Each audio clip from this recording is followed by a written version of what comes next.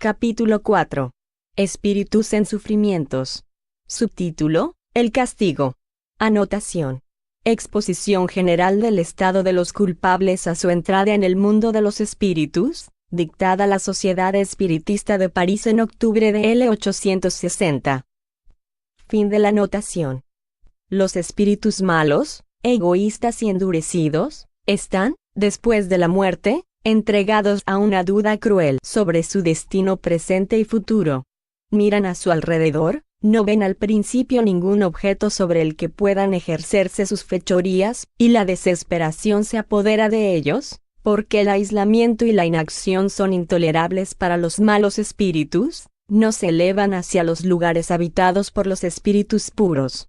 Consideran lo que les rodea, e impresionados al instante por el abatimiento de los espíritus débiles y castigados, se adhieren a ellos como a una presa, y les recuerdan sus pasadas faltas, que ponen sin cesar en acción por sus gestos irrisorios. No bastándoles esta burla, se sumergen en la tierra como buitres hambrientos, buscan entre los hombres el alma más accesible a sus tentaciones, se apoderan de ella, exaltan su concupiscencia, procuran apagar su fe en Dios, y cuando, en fin, dueños de su conciencia, consideran su presa asegurada, extienden sobre todo lo que rodea a su víctima el fatal contagio. El espíritu malo, cuando puede ejercer su ira, es casi feliz. No sufre sino en los momentos en que no puede obrar y en los que el bien triunfa sobre el mal. Sin embargo, los siglos corren. El espíritu malo siente de repente que las tinieblas le invaden, su círculo de acción se estrecha, su conciencia, sorda hasta entonces, le hace sentir las puntas aceradas del arrepentimiento. Inactivo, llevado por el torbellino, corre el azar sintiendo, como dice la Escritura, erizársele de espanto los cabellos. Pronto se hace un gran vacío a su alrededor. El momento de su expiación ha llegado, la encarnación se le presenta amenazadora. Ve como en espejismo las pruebas terribles que le aguardan. Quisiera retroceder, adelanta, y precipitado en el ancho abismo de la vida, divaga espantado hasta que el velo de la ignorancia cae sobre sus ojos. Vive, obra, aún es culpable. Siente en él no sé qué recuerdos que le inquietan, presentimientos que le hacen temblar, pero no retrocede en la vía del mal. Cargado de violencias y de crímenes, va a morir. Extendido en el suelo o sobre su cama, ¿qué importa? El hombre culpable siente, bajo su aparente inmovilidad, removerse y vivir un mundo de sensaciones olvidadas. Bajo sus párpados cerrados ve apuntar una luz, oye sonidos extraños. Su alma, que va a dejar su cuerpo, se agita impaciente, mientras que sus manos crispadas tratan de agarrarse a las sábanas. Quisiera hablar, quisiera gritar a los que le rodean, retenedme, veo el castigo. No lo consigue, la muerte se fija sobre sus labios descoloridos, y los asistentes exclaman, descansa en paz. No obstante, lo oye todo. Gira alrededor de su cuerpo, que no quiere abandonar. Una fuerza secreta le atrae. Lo ve y reconoce todo. Desatinado, se lanza en el espacio, donde quiere ocultarse. No puede retroceder. No tiene reposo.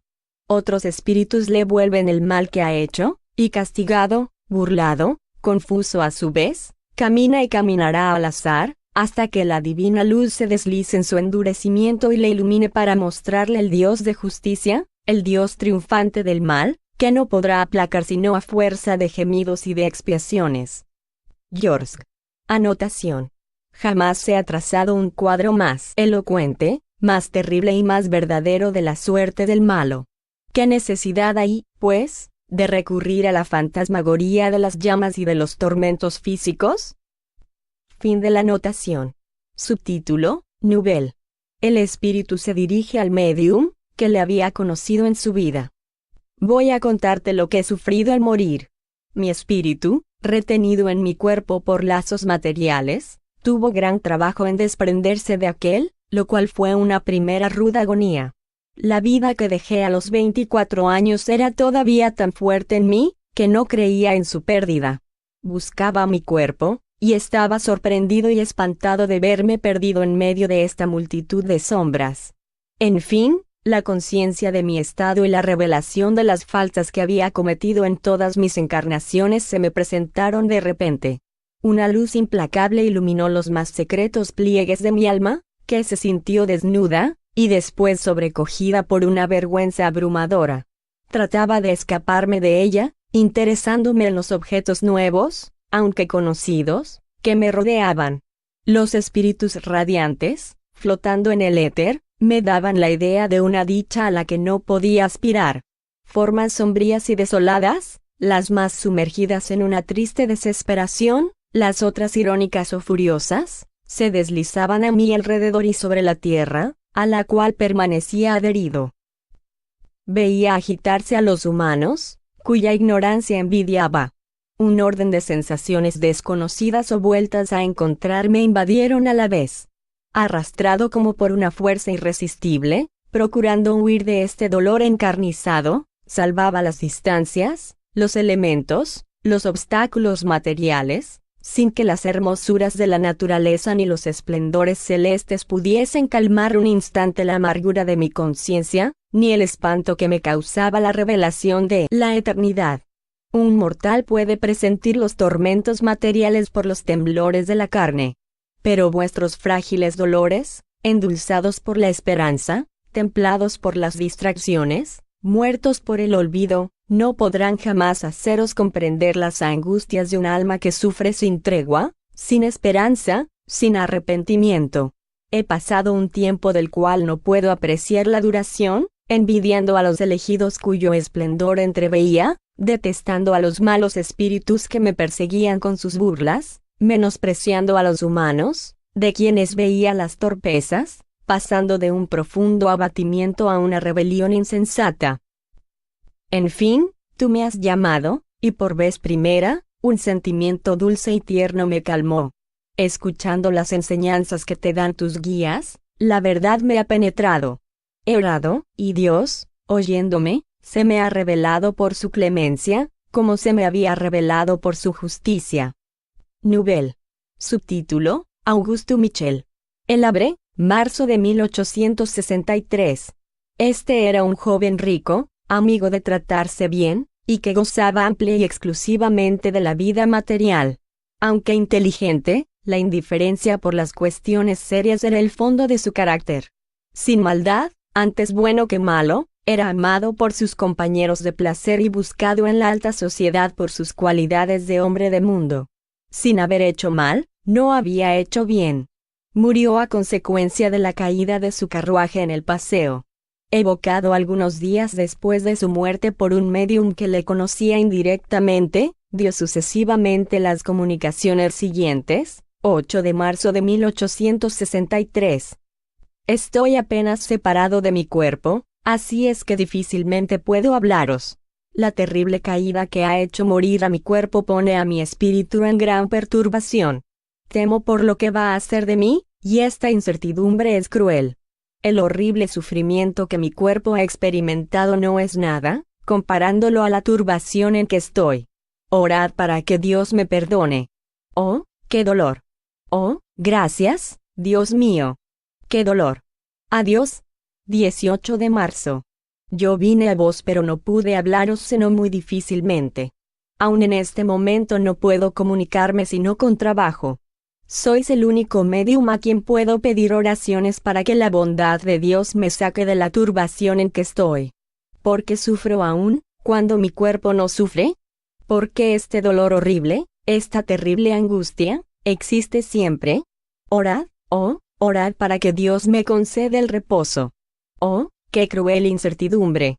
Estoy aún adherido a mi cuerpo. Difícilmente veo en dónde puedo estar. Mi cuerpo está allá. ¿Y por qué estoy allí siempre?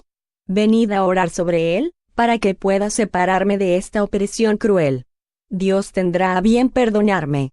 Así lo espero. Veo los espíritus que están cerca de vos y por ellos puedo hablaros. Orad por mí. 6 de abril. Soy yo que vengo a vos para pediros oréis por mí.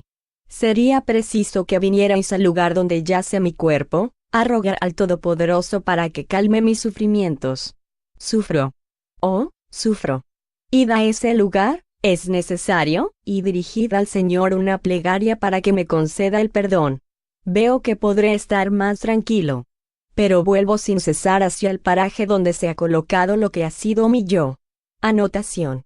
El medium, no dándose cuenta de la insistencia del espíritu que le pedía fuese a orar sobre su tumba, había descuidado hacerlo.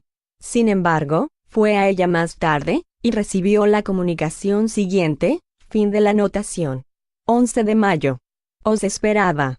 Aguardaba el momento en que vendríais al lugar donde mi espíritu parece enclavado en su envoltura, a implorar al Dios de las misericordias para que su bondad calme mis sufrimientos. ¿Podéis hacerme bien con vuestras oraciones?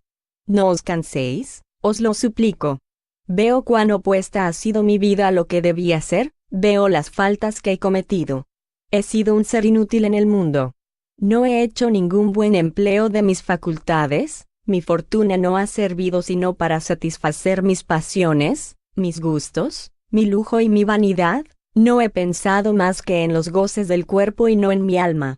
¿Descenderá sobre mí la misericordia de Dios, pobre espíritu que sufro aún por mis faltas terrestres? Rogad para que me perdone, y para que sea librado de los dolores que siento aún. Os doy gracias por haber venido a orar por mí. 8 de junio. ¿Puedo hablaros? Y doy gracias a Dios por haberlo permitido. He visto mis faltas y espero que Dios me perdonara. Seguid siempre vuestro camino según la creencia que os anima, porque os reserva para más adelante un descanso que no tengo todavía. Gracias por vuestras oraciones. Hasta la vista. La insistencia del espíritu en que fuese a orar sobre su tumba es una particularidad notable, pero que tiene su razón de ser, si se considera cuán tenaces eran los lazos que le retenían a su cuerpo, y cuán larga y difícil era la separación, a consecuencia de la materialidad de su existencia. Se comprende que, acercándose al cuerpo, la oración podía ejercer una especie de acción magnética más poderosa para ayudar al desprendimiento. El uso casi general de orar junto al cuerpo de los difuntos, ¿no provendría de la intuición inconsciente que se tiene de este efecto? La eficacia de la oración en este caso tendrá un resultado a la vez moral y material. Subtítulo: Pesares de un mimado. Burdeos, 19 de abril de 1862. 30 de julio. Ahora soy menos desgraciado, porque no siento la cadena que me sujetaba a mi cuerpo.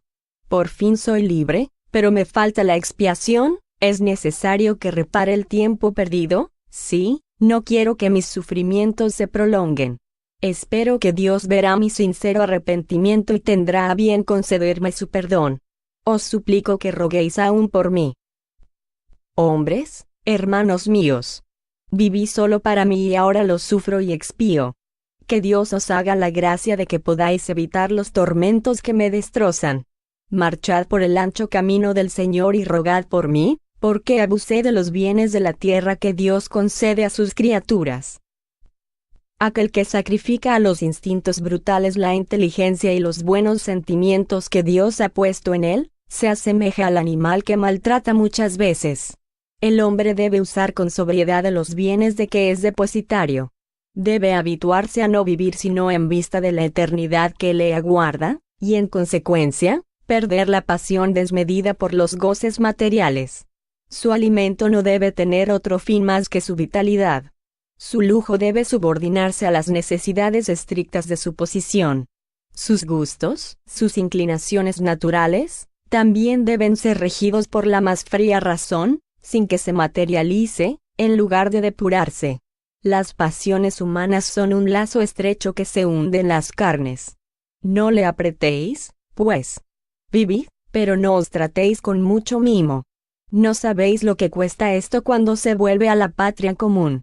Las pasiones terrestres os despojan antes de dejaros, y llegáis al Señor desnudos, enteramente desnudos.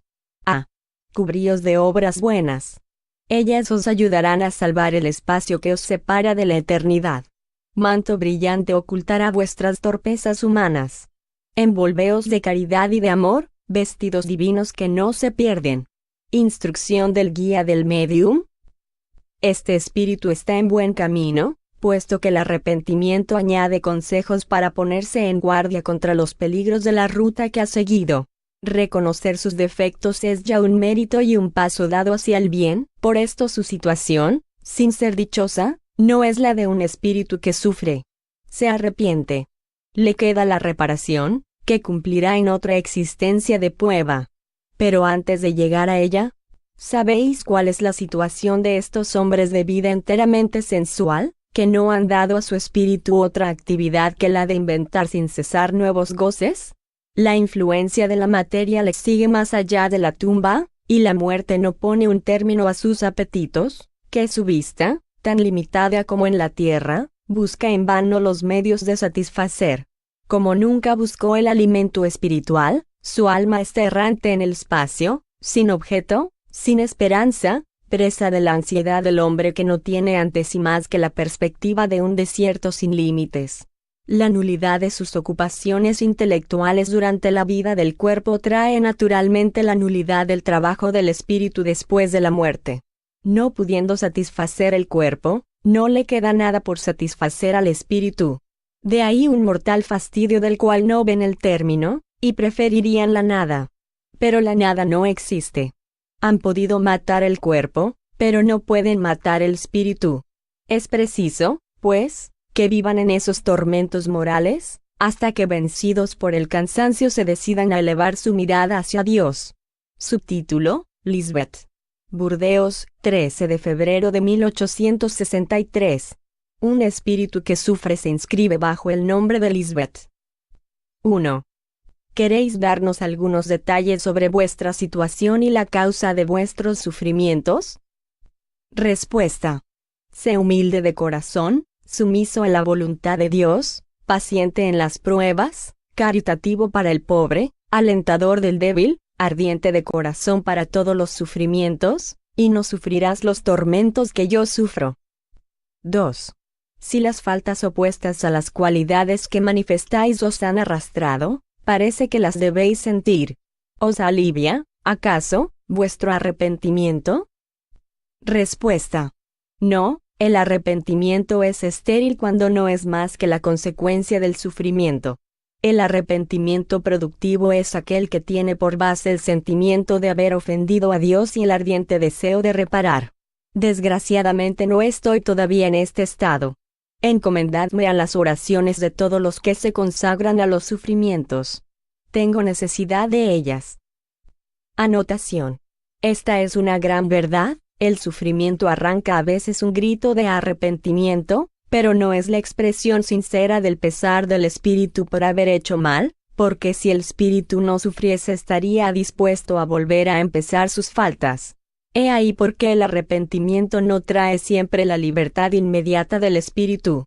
Dispone a ella, esto es todo, pero le es necesario probar la sinceridad y la solidez de sus resoluciones por nuevas pruebas, que son la reparación del mal que ha hecho. Si se meditan con cuidado todos los ejemplos que citamos, se encontrará en las palabras, incluso de los espíritus más inferiores, serios objetos de instrucción, porque nos inician en los detalles más íntimos de la vida espiritual. Mientras que el hombre superficial no verá en estos ejemplos más que relaciones más o menos pintorescas, el hombre formal y reflexivo encontrará en ellos una fuente abundante de estudios. Fin de la anotación. 3. Haré lo que deseáis. ¿Queréis darme algunos detalles sobre vuestra última existencia? Puede resultar de esta una enseñanza útil para nosotros, y de este modo haréis vuestro arrepentimiento productivo. El espíritu manifiesta gran indecisión en responder a esta pregunta, y a algunas de las siguientes. Respuesta. Nací en una condición muy elevada. Tenía todo lo que los hombres miran como la fuente de la felicidad. Rica, he sido egoísta, bella, he sido coqueta, indiferente y mentirosa, noble, he sido ambiciosa. He confundido con mi poder a los que se prosternaban ante mí, y también pisoteaba a los que se ponían bajo mis pies, sin pensar que la justicia del Señor aniquila del mismo modo, tarde o temprano, las frentes más erguidas. 4. ¿En qué época vivíais? Respuesta. Hace 150 años, en Prusia. 5. Desde este tiempo no habéis hecho ningún progreso como espíritu. Respuesta. No, la materia se revela siempre. Tú no puedes comprender la influencia que aún ejerce, a pesar de la separación del cuerpo y del espíritu. El orgullo le enlaza con cadenas de metal cuyos anillos le aprietan más y más alrededor del miserable que le abandona su corazón. El orgullo.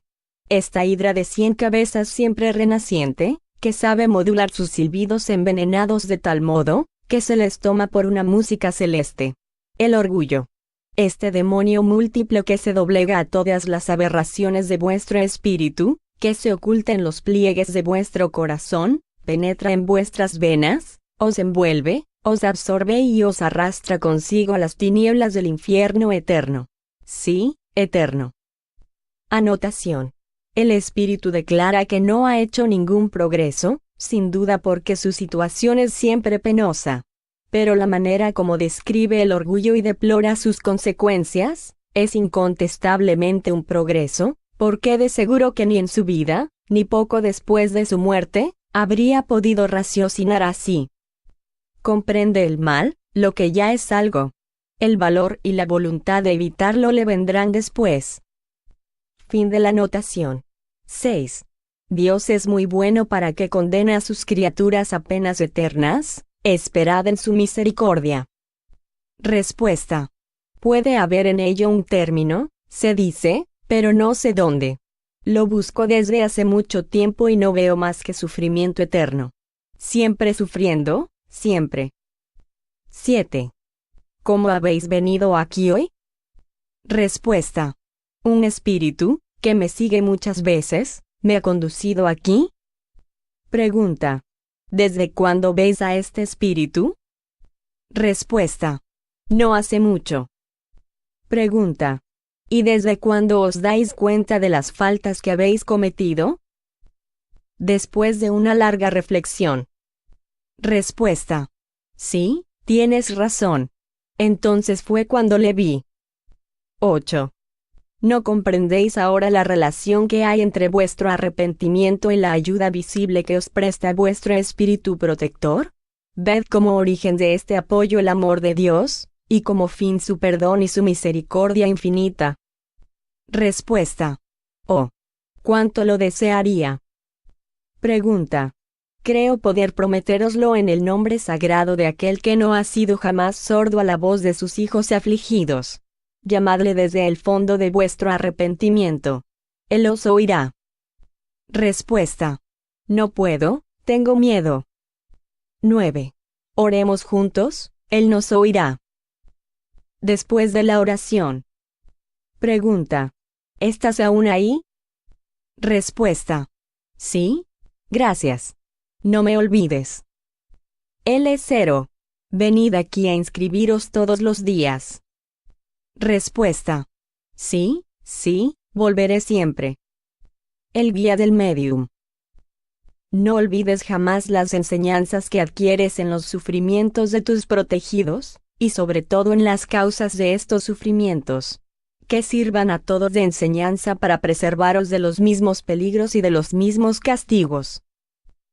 Purificad vuestros corazones, sed humildes, amaos, ayudaos y que vuestro corazón reconocido no olvide jamás la fuente de todas las gracias, fuente inagotable donde cada uno de vosotros puede beber con abundancia. Fuente de agua viva que apaga la sed y nutre a la vez. Fuente de vida y de dicha eternas. Id a ella, mis muy amados, bebed con fe, echad vuestras redes, y saldrán de las olas cenagosas cargadas de bendiciones. Dad parte a vuestros hermanos, advirtiéndoles los peligros que pueden encontrar. Derramad las bendiciones del Señor. Ellas renacen sin cesar, cuanto más las vertáis alrededor de vosotros, más se multiplicarán. Las tenéis en vuestras manos, porque diciendo a vuestros hermanos, allí están los escollos, seguidnos para evitarlos, imitadnos, nosotros os damos el ejemplo, derramaréis las bendiciones del Señor sobre los que os escuchen. Benditos sean vuestros esfuerzos, mis muy amados. El Señor ama los corazones puros. Mereced su amor. San Paulino.